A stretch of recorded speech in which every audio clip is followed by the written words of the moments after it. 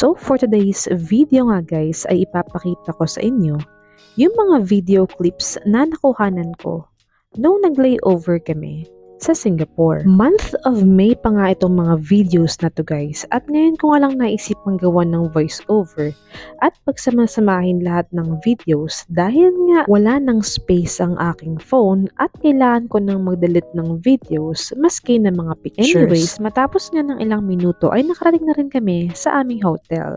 So eto nga guys yung loob ng aming hotel room. Bali, naligo lang ako saglit at agad akong dumiretso sa Marina Bay Sands. Wala pa nga akong tulog nito guys. Kaya kita nyo naman, nalitaw talaga yung eyebags ko dyan. But anyway, so nandito na nga tayo sa loob ng Marina Bay Sands kung saan nagtatrabaho ang aking tito. So far nga ay isa ito sa pinaka nagustuhan ko so far dahil bukod sa napakalinis ng Singapore, ay napakababait pa ng mga tao. Bali, nung time na nga na to ay na-meet ko na yung tito ko dun sa 57th floor, dun sa may pool area. So bumaba lang ako ulit nito para maghanap na makakainan kasi hindi pa nga out ng tito ko.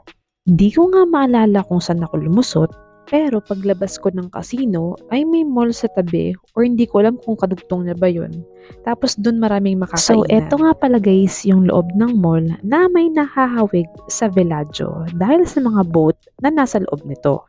Sobrang lawak nga rin dito guys at marami kang mapagpipilian lalo na sa pagkain. Gaya na lang itong Gordon Ramsay na sikat na resto dahil sa chef nito. Pero syempre hindi tayo dyan kumain dahil syempre budget nga lang tayo today. Kaya dito ako kumain sa lokal para matikman yung kanilang mga authentic food.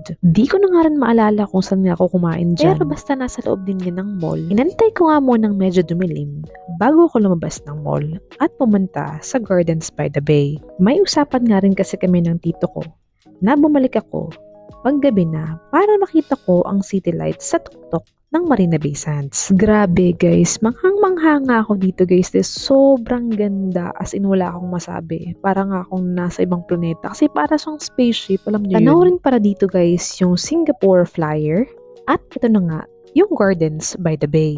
At grabe guys, kahit nga mag-iba-iba to ng kulay, ay sobrang ganda nga sa paningin ko. Di ko nga alam kung paano ko hahanap ng angulo dito para lang makita yung Marina Bay Sands sa likod ko. Matapos ngang kumuha ng mga pictures at video ay naglakad-lakad pa ako para naman pumunta sa Gardens by the Bay. So eto nga yun guys, grabe ang ganda-ganda rito. Wala rin ako masabi kundi maganda.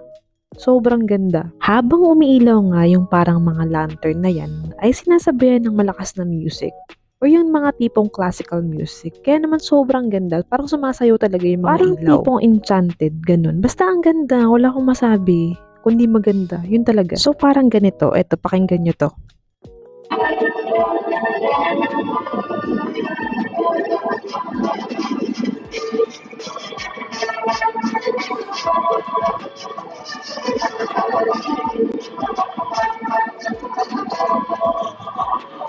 O diba ang galing? Magical. Ang galing.